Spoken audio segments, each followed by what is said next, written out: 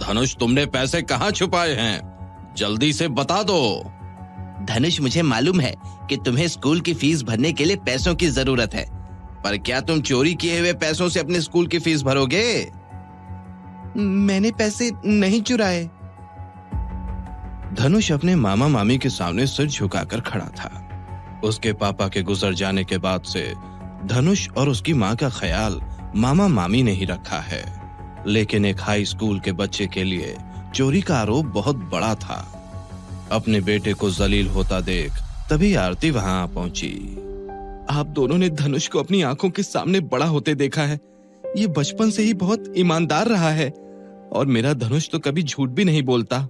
अगर ये कह रहा है कि उसने वो 3,000 रुपए नहीं लिए तो सचमुच ही उन रुपयों के बारे में कुछ नहीं जानता। हम ये नहीं कह रहे कि धनुष ने पैसे चुराए हैं, लेकिन हो सकता है कि धनुष ने तुम्हें स्कूल की फीस के लिए परेशान होता देखकर वो पैसे छुपा लिए हों। अपने भाई की ऐसी बातें सुनकर आरती चुपचाप खड़ी रही। सबके सामने जलील होना काफी नहीं था कि वहां तन्नू और अनु भी आ गए। पिछले 1 साल में हुए सारे दर्द आरती के उभर पड़े और वो रोने लगी। पहले पति की मौत, फिर धनुष का एक्सीडेंट, जिसके बाद से उसे परमानेंट मेंटल डिसऑर्डर हो गया, और अब ये।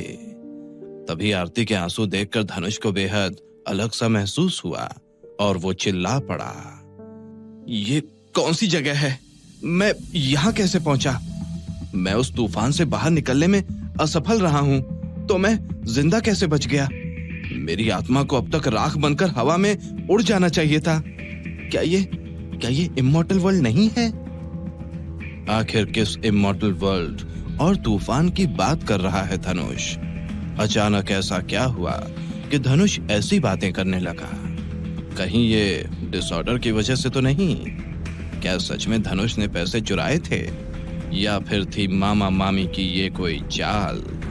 क्या धनुष